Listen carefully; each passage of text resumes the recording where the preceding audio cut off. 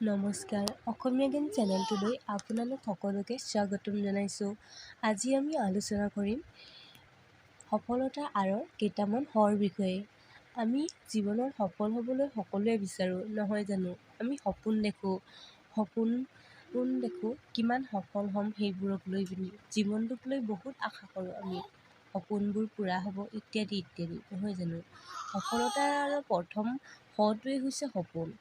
সপোন আমি দেখোঁ, সপোন পূৰা হোৱাৰ আশাই আমাৰ জীৱনটো বেছি মনোমোহা কৰি তোলে। আব্দুল কালামৰ মতে, সপোন সেইটো নহয় যিয়ে আপোনাক শুই থাকিবলৈ দিয়ে, সপোন সেইটোহে যিয়ে আপোনাক শুবলৈ নিদিয়ে। প্ৰকৃত সপোন সেইটোহে যিটো আমি দিনে নিশাই ভাবি থাকোঁ, যিটো সপোন পূৰাবলৈ আমি দিনে নিশাই কষ্ট কৰিবলৈ মন যায়। হয়, ভৱিষ্যত জীৱনটো নিৰাপত্তামূলক কৰিবলৈ আমি সপোন দেখোঁ। সেই সপোন বাস্তৱায়িত হ'লেই যেন আমাৰ জীৱনটো সাৰ্থক হৈ পৰিব। সপোনৰ পম খেদি আগন্তুক দিনবোৰ খোজ দিওঁ। কেতিয়াবা আমি ইমানেই সপোনৰ পিছত দৌৰোঁ যে নিজকেই পাহৰি যাওঁ, নহয় জানো? ইমান বেছিও সপোনৰ পিছত নদৌৰিব, যাতে নিজক পাহৰি নাযায়। দ্বিতীয়তে আহিলে সময়।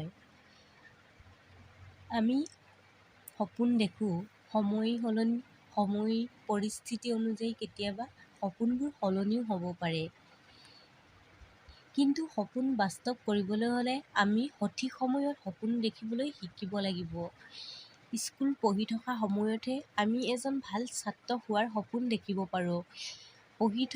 পঢ়া শেষ হোৱাৰ পিছত এজন ভাল ছাত্ৰ হোৱাৰ, মেধাৱী ছাত্ৰ হোৱাৰ সপোন দেখিব নোৱাৰোঁ, নহয় জানো? আমাৰ জীৱনটো সজাবলৈ সেই সময়তহে সুযোগ থাকে, যেতিয়া আমি পঢ়ি থাকোঁ বা প্ৰায় 25 বছৰমানলৈকে। তাৰ পিছত আমি কিছুমান সপোন দেখিব নোৱাৰোঁ, যদিও কিছুমান পৰা যায়। অনুপযুক্ত সময়ত সপোন দেখি কোনো লাভ নাই। এইবোৰ অলীক কল্পনাৰ বাহিৰে আন একো হ'ব নোৱাৰে। তৃতীয়তে আহিলে সংকল্প। সঠিক সময়ত দেখা সঠিক সপোনক দিঠক কৰাৰ হাবিয়াস যদি নাথাকে, সেয়া সপোনেই নে? সপোন দেখি সেই সপোনটো পূৰা কৰাৰ সংকল্প থাকিব লাগিব। মানুহৰ গাত চেষ্টা থাকিব লাগিব, হাবিয়াস থাকিব লাগিব।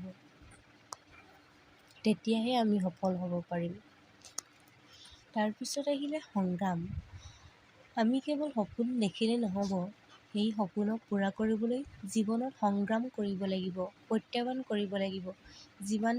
জীৱনটো ইমানো সহজ নহয় যে আমি সপোন দেখিলোঁ আৰু পাই যাম, এনেকুৱা নহয়। আমি কষ্ট কৰিব লাগিব, তেতিয়াহে আমি সেই সপোনবোৰ পূৰা কৰিব পাৰিম। পঞ্চমতে আহিলে সান্নিধ্য। এজন ভাল জীৱনসংগীৰ প্ৰয়োজন। জীৱন বাটত আমাৰ বন্ধু-বান্ধৱীৰো অৰিহণা বহুত থাকে। বেয়া বন্ধুৱে, অসৎ সংগই কেতিয়াবা আপোনাৰ জীৱনটো বিশৃংখল কৰি তুলিব পাৰে। এইবোৰৰ পৰাও আপুনি সাৱধান থাকিব লাগিব।